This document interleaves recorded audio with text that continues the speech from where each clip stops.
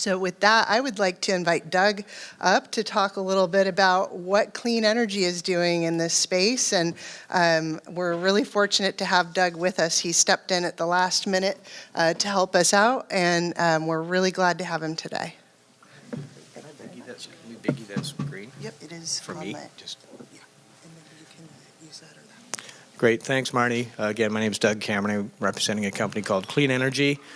That term is used all over the country for all kinds of different things, but we grabbed that name and incorporated it quite a few years ago, so we claim it's our claim to fame. Clean energy, not that you care a lot about who we are, but what I'm going to tell you I think will have some value. So we provide natural gas fueling for thousands of vehicles every day, every month, every year, hundreds of fleets. And over the last 20 years since we were incorporated, we've designed, built, and operate more than 550 natural gas fueling stations. Not that that's a great claim to fame, but what it does is set the stage for the next move. To answer Marnie's question, what not my greatest accomplishment was, but some of the company's greatest accomplishments are getting to more than 550 stations, and then going to the next step that I'll get to in a second. So this is kind of a breakdown of what our stations are made up of. They're all over the country, 43 states, 37 international airports. More importantly for this group, we've built more than 120 natural gas fueling stations primarily for the trucking industry. So you can now drive a Class 6, 7, or 8 truck coast to coast, border to border, and fuel with natural gas anywhere across the country. I mean, that's a massive expense that we did well in advance of the needs. We operate 2 liquefied natural gas fueling plants. We have 10 LNG supply sources. And the reason I'm here today is to talk about the next part is the renewable natural gas, and that's the next big step that we've done to move into the next generation. What is renewable natural gas? It was mentioned a little bit earlier. It comes from resources that would normally be wasted. Could be biomethane, could be landfill. And as a greenhouse gas, when methane escapes, it's a very bad thing. And I think there's a lot of talk out there about greenhouse gas escaping from methane, and that's why natural gas is last week's special, not next week's special. Those things have pretty much all been addressed, and a lot of those leaks come from pipelines, not from fueling stations. So basically, what we do is we capture methane that would normally be vented or flared off. We process it and purify it, and we inject it into the pipeline system. And then it goes from the pipeline system to the existing fueling station network that's already out there. And aside from ours, there are hundreds and hundreds of others. So there's plenty of fueling stations across the country to distribute renewable natural gas. So basically, renewable natural gas is its best use is transportation because it reduces greenhouse gas emissions, and I'll get into how much in a second, because it's renewable, because it works in every natural gas vehicle, and it uses the existing infrastructure, both fueling stations and pipelines. So there's no extra infrastructure required on a national basis. We've branded our renewable natural gas Redeem, and we were the first company to introduce the cleanest alternative fuel in the world, and I'll show you what that means in a minute. This is our network of supply for renewable natural gas. There's 15 different plants.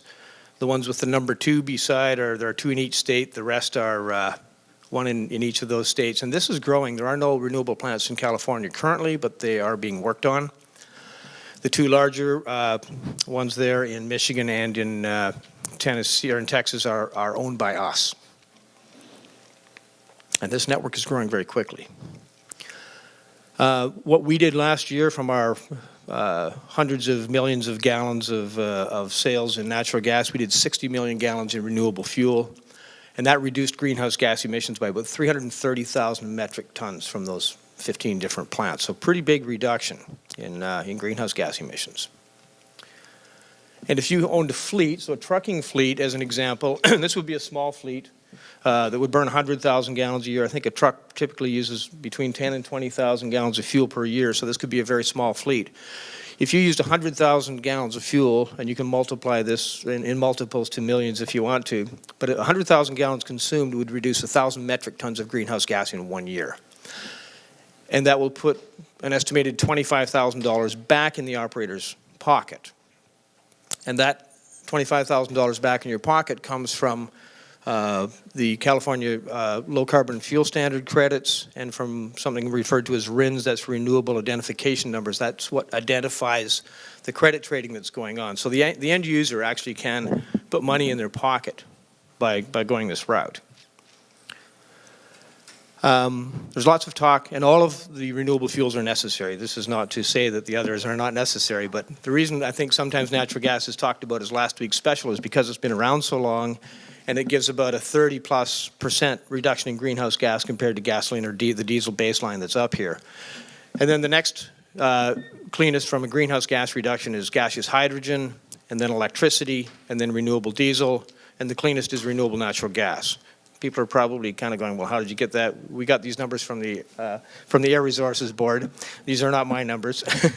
And this takes into consideration a cradle-to-grave or well-to-wheels process. This is not tailpipe emissions. This is the energy that it takes to produce the electricity, get it on the grid, get it in the vehicle, and so it's well-to-wheels. That's why it's such a good solution. And from a vehicle standpoint, Cummins Westport, most trucks operate a Cummins diesel engine. Cummins Westport is the company that produces the natural gas version of that diesel engine. And they have already today a CARB-certified near-zero emission engine that will go in just about every delivery truck, every garbage truck, every transit bus. So moving goods, moving people, and moving waste. It reduces greenhouse gas by 90% compared to 2010 standards.